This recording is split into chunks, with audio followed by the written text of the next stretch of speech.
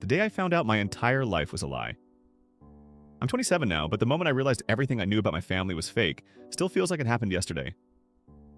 Growing up, I thought my parents were normal. My dad worked a steady job, my mom stayed home with me and my little sister. We lived in a quiet neighborhood and I always felt safe, even if we weren't rich.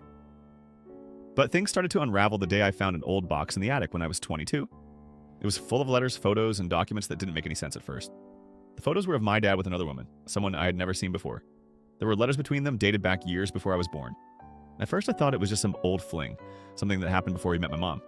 But as I dug deeper, I found a birth certificate for a child with my dad's name listed. Only the child wasn't me or my sister. It was a boy named Lucas.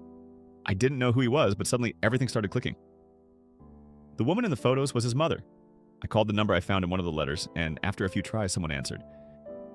It was a woman with a soft voice who said, "Who is this?" I told her I was my dad's son. She cried. She said she had waited years for me to call.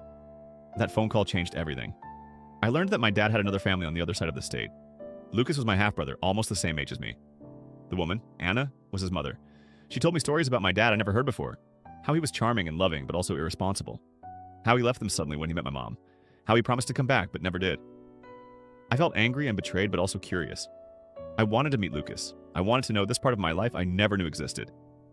When I finally met Lucas, he looked like me in so many ways. The same eyes, the same smile. We talked for hours, and he told me how hard it was growing up without knowing his dad was living a few hours away with another family.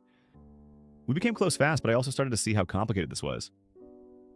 My mom found out, and she was furious. She said I was opening a wound that didn't need to be touched. She accused me of trying to break up the family. My dad refused to talk to me after I confronted him. He said I was tearing him apart and ruining his life.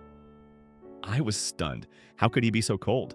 It wasn't just the family drama that messed me up. It was the way I started to question everything I believed about myself. Who was I if the man I thought was my hero was hiding so much? I started therapy. I learned to separate my dad's mistakes from my worth, but the scars stayed. Years later, I still don't have a close relationship with my dad. Lucas and I are brothers, but the divide is still there because of the secrets and lies. I've learned that families aren't always what you think they are. Sometimes the truth is messy and painful, but you have to face it to move on. The day I found out my entire life was a lie was the day I started to rebuild myself from the ground up.